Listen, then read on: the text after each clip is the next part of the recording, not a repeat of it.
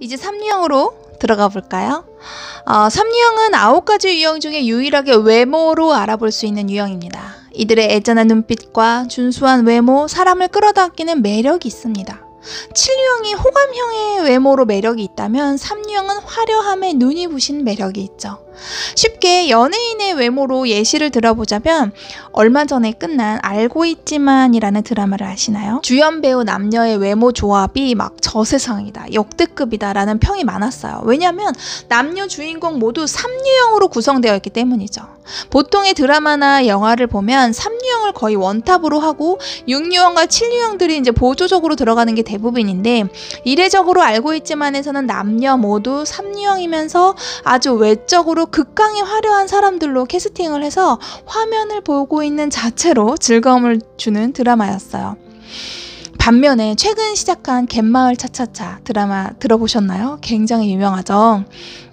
시피나 김선우 주연의 드라마인데 깊이 파인 보조개가 닮은 두 사람은 모두 7유형이에요. 보기에도 호감이고 두 사람이 웃으면 보고 있는 나도 같이 웃게 되죠. 화려한 외모의 3유형들, 호감형의 7유형. 구분이 되시나요? 3유형을 봤을 때 우리의 마음은 약간 와, 어떻게 저렇게 생길 수가 있지? 라는 동경이 든다면 7유형은 보고 있으면 같이 즐겁고 기분이 좋아져서 친해지고 싶은 마음이 든다. 이렇게 설명할 수 있을 것 같아요. 근데 우리의 평범한 일상에서 알고 있지만의 배우인 한소희, 송강 같은 3유형이 많지는 않죠. 3유형도 아주 극강의 화려한 사람이 있는가 하면 평범하면서도 뭔가 모를 그런 우아한 분위기의 애잔한 사람들이 훨씬 더 많거든요. 그래서 3유형 아기가 태어나면 가족들이 수군거립니다. 누굴 닮은 거지? 너무 잘 태어났는데 어떻게 이렇게 될 수가 있지? 우리 가족 중에 이런 외모가 없는데 유전자 조합이 어떻게 이렇게 될 수가 있지? 부모님 중에 3유형이 있는 경우를 제외하고 말씀을 드리는 겁니다. 저희 막내가 가슴 중심의 3유형인데요. 그래도 위에 두 아이들보다는 저를 닮았는데 제가 막 뛰어난 외모가 아니다 보니까 3유형임에도 불구하고 조금은 평범해 보일 수 있는 무난한 얼굴로 태어났어요. 제 눈에는 너무 예쁜 얼굴이지만 3유형이다 라고 봤을 때는 조금 부족한 얼굴인 거죠. 그래서 좀 아쉽다라고 생각을 했었는데 제 얼굴로 송강 같은 아들을 낳을 수는 없는 거니까요. 인정해야죠. 근데 희한하게 우리 막내를 직접 본 사람들의 이야기들이 똑같은 부분이 있었어요. 사진에서 봤을 때랑 실제로 봤을 때랑 느낌이 다르다는 거예요. 뭔가 너무 묘한 게 있어, 이런 얘기가 제일 많았어요. 그리고 행동하는 게 마치 왕자님 같다. 천방지축 위에 두 아이랑 같이 있는 게 너무 안 어울릴 정도로 혼자 아주 우아한 왕자님이 하나 태어난 것 같아, 이렇게 얘기해주는 친구도 있었고, 딱 한 번 스치듯 봤을 뿐인데 저희 아이가 보고 싶다고 연락이 오는 지인들도 있었어요. 신랑 쪽도 있고 제 쪽도 있고. 너무 어이가 없고 웃긴 거예요. 아니, 얼마나 봤다고? 코로나 시대에 태어나다 보니까 만난 사람도 적고 그나마 만난 사람들 중에서도 같이 있는 시간이 적은데 그 짧은 시간에 매료된 사람들이 생겨납니다. 길에서, 병원에서 만난 사람들은 딸이냐고 물어봐요. 남자아이 옷을 입고 있는데도 예쁘장한 느낌이 강하다 보니까 딸이냐고 물어보는 사람들이 많더라고요. 이게 3유형이에요. 뭔가 모를 그들만의 분위기, 이들만의 갖고 있는 애잔함들이 사람들을 끌어당겨요. 눈빛에 슬픔이 담긴 그 애처로운 그 느낌 때문에 헤어지고 나면 자꾸 보고 싶고 생각나고 만나고 싶어져요. 우리가 어릴 때 학창시절 좋아했던 동네 오빠, 교회 오빠, 절 오빠, 유난히 시선을 끌고 애처롭던 그 사람, 3유형일지도 몰라요. 3유형을 설명하면서 왜 외모부터 설명하냐면 이들의 자아 이미지 때문입니다. 나는 성공한다 라는 자아 이미지를 가진 이들은 타인을 평가할 때 빠질 수 없는 외모로 이미 성공한 사람임에도 불구하고 더 성공하기 위해 열망을 가집니다. 나는 예쁜 짓을 해야만, 나는 예쁜 짓을 해서 성공해야만 사랑받을 수 있는 사람이야 라고 생각하고 있기 때문이죠. 외모로 우리가 사람을 평가하면 안 된다는 거 다 알고 있지만 우리의 실제 삶에서는 전혀 그렇지 않다는 거 아시잖아요. 외모가 훌륭할수록 프리패스 되는 상황이 굉장히 많다는 거 말이죠. 하지만 아기들은 어떻게 나는 성공한다를 표현할까요? 우리는 그 성공한다를 알아볼 수 있을까요? 저희 둘째 아들이 성장 성장 발달이 굉장히 빨라서 100일 좀 넘어서부터 배밀이로 굉장히 빠르게 기어다녔어요. 그때쯤에 친구들 모임에 나갔는데 저희 아들보다 1개월 더 먼저 빨리 태어난 남자 아기가 있었는데 그 아기가 삼리형이더라고요.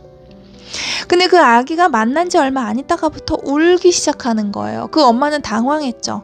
사람 좋아하고 친구들 만나면 방긋방긋 웃고 막 같이 놀고 싶어서 굉장히 난리인 이 아이가 오늘따라 왜 이렇게 울지? 근데 한참을 지나서 그 아기가 배밀이로 기려고 시도를 하는 겁니다.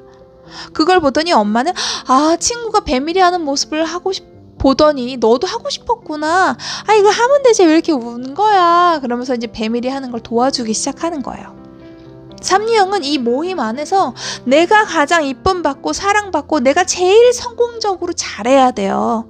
근데 딱 봐도 나보다 어려 보이는 게 나보다 성장 발달이 빠르니까 화가 나요.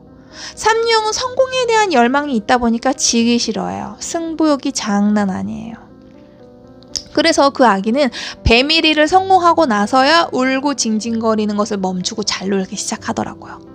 아기들이 성장 발달이 다 천차만별이니까 처음 만나는 친구가 나보다 잘 기어다니거나 나는 아직 못 앉아있는데 혼자 앉아있는 친구를 보면은 깜짝 놀라서 당황해요.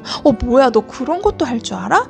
이러면서 아기들이 서로에게 막 자극을 받아서 막 하려고 하고 열심히 하려고 하거든요. 그럴 때 자존심 상해하고 화가 나서 울고불고 난리가 친다면 삼리형을 의심해 볼 수 있습니다. 가슴 중심이 말과 행동이 느려서 우아해 보인다 라는 얘기를 가슴 중심 설명하면서 얘기를 했었는데요. 저희 아들에게 빠이빠이를 가르치다가 너무 신기하고 웃긴 적이 있어요. 우리 아기들이 작은 손으로 빠이빠이 이렇게 손 흔들면 너무 귀엽고 앙증맞죠. 그런 인사를 받으면 우리 어른들은 너무 즐겁고 기분이 좋아져요. 근데 저희 아들은 손을 흔들 때 양옆으로 이렇게 흔들지 않고 이렇게 살짝 꼬아요. 따라하지도 못하겠네. 약간 이렇게 가르르 움직이면서 이렇게 꼬으면서 빠이빠이를 해요. 가족들한테 보여줬더니 왜 이렇게 손을 꼬아서 흔드냐고 너무 귀엽다고 다들 빵 터졌다고 하는 거예요. 어린이집 선생님들도 저희 아들한테 인사 한번 받고 싶어서 난리예요. 이런 표현들이 아주 일상에서 다양하게 나오는데 제일 두드러지게 설명할 수 있는 게 바로 이 빠이빠이인 것 같아요. 이건 아마 개인적 본능만의 애교, 교태 이런 걸 수도 있어요. 저희 아들은 삼리형이면서 개인적 본능이거든요. 그래서 저는 삼리형은 다 이렇게 인사를 할까? 이렇게 약간 우아한 듯이 인사를 할까? 라고 생각했는데 그런 건 또 아니더라고요. 저희 같은 동에 삼리형이면서 자기보존 본능을 가진 저희 아들과 동갑 친구가 사는데 그 아이는 훨씬 더 차분하고 애교가 없는 편이에요. 아무래도 첫째고 자기보존 본능이라서 나의 안전을 중시하다 보니까 가슴 중심이지만 에너지가 사람에게 막 향하기보다는 자기 자신에게 조금 더 집중되어 있더라고요. 하지만 우아함과 귀티가 흐르는 건 똑같고요.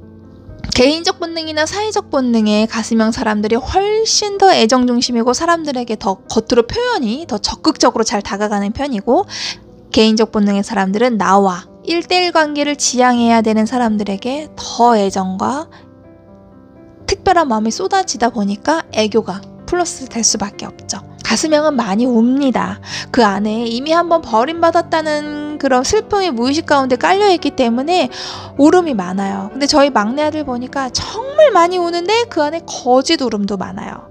근데 한 100일쯤 지났나 막 울고 있을 때 거짓 울음인 거 티가 다 나는데 왜 누가 울렸어? 누가 뭐라고 했어? 하면서 확 안아주니까 티 안 나게 살짝 웃는 겁니다. 그 표정 성공했다. 엄마가 안아줬다. 이런 느낌이었어요. 내가 징징거릴 때 안아주도록 하는 것도 성공한 거예요. 돌이 지나고 걷는 것에 익숙해질 무렵 아이들은 이제 작은 돌부리에도 금세 넘어지고 아직은 걷는 것이 야무지지 않으니까 자기 발 스텝에 자기가 꼬여서 넘어지기도 하거든요. 저희 아들이 놀이터에서 놀다가 넘어졌는데 갑자기 바닥에 얼굴을 대고 눕는 거예요. 처음에는 어머 왜 바닥에 누워 하고 황급히 일을 세웠어요. 근데 그게 몇 번을 반복되는 겁니다. 제 느낌에는 자기가 넘어져 놓고 안 넘어진 척 하는 걸로 느껴지는 거예요.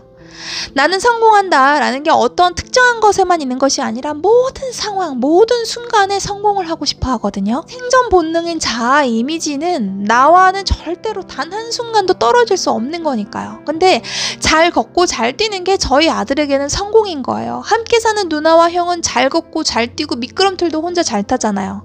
자기는 아직 그게 미숙하니까 내가 그걸 잘해야만 성공한 사람이 되는 거죠. 근데 이거 저만 느낀 줄 알았는데 저희 여동생이 저희 아이들을 이제 봐줄 때가 있었는데 놀이터에서 놀고 들어와서 이 얘기를 하는 거죠. 찬이가 넘어진 척 하면서 바닥에 눕더라. 저만 느낀 게 아니라는 거죠. 그래서 저희가 넘어진 척 바닥에 누울 때 너 왜 또 넘어진 척해? 아니잖아. 괜찮아. 무릎 털고 손 털면 돼. 했더니 그 다음에는 넘어져 놓고 아예 바닥에 들어 누워버려요. 대자로. 처음부터 누워 있었던 것처럼. 아니면 넘어지면서 바닥에 돌멩이를 주워올 때도 있어요. 나는 돌멩이를 주우려고 했다는 것처럼. 잡기놀이를 하는데 자기는 아직 뛰는 게 잘 안 되니까 막 뛰다가 누나랑 형한테 잡힐 것 같으니까 아이고 하면서 넘어진 척해요. 자기 넘어졌으니까 안아주라고, 잡기놀이 그만하자고. 이건 바로 삼유형의 거짓 기만이에요. 나는 처음부터 넘어지지 않았어. 나는 처음부터 돌멩이를 주우려고 한 거야. 나 넘어졌으니까 이제 잡기놀이 그만해. 나를 속이고 다른 사람들을 속여요. 나는 잘 걷고 잘 뛰고 넘어지지 않는 성공한 사람이어야 하니까요. 아마 말을 배우기 시작하면 이 거짓된 행동이 언어로도 나올 겁니다. 아이들이 때때로 거짓말할 때가 있어요. 내가 잘못한 거 숨기고 싶고 민망할 때 거짓말을 하기도 하는데요. 삼형은 거짓말을 하는 순간에 자기 자신이 거짓을 말하고 있는지 몰라요. 삼유형의 가장 강력한 자기 방어 기제 중에 하나가 거짓 기만이기 때문이죠. 이들의 언어를 잘 들어보면 거짓말을 한다기보다는 처음부터 없었던 일을 만들어버리는 그런 말을 하기 때문에 이게 거짓말이다 아니다를 명확하게 구분하기 어렵게 애매하게 말을 해요. 그래서 뭐야 왜 둘러대 왜 거짓말해 라고 하면 아니 이게 왜 거짓말이야 하면서 그걸 다시 애둘러서 표현하죠. 말을 잘하는 삼유형의 아이들과 조금 더 밀접하게 지냈다면 이런 상황에 대한 예시가 있었을 텐데 아쉽네요. 삼유형은 시선을 사로잡는 외모를 가졌다. 가슴형만의 우아함을 고급지게 표현하려고 한다. 성공하지 못했을 때 실수하거나 실패한 사실을 감추려는 거짓된 행동과 언어가 있다. 이렇게 정리해 볼 수 있겠습니다. 4유형으로 넘어가 볼까요?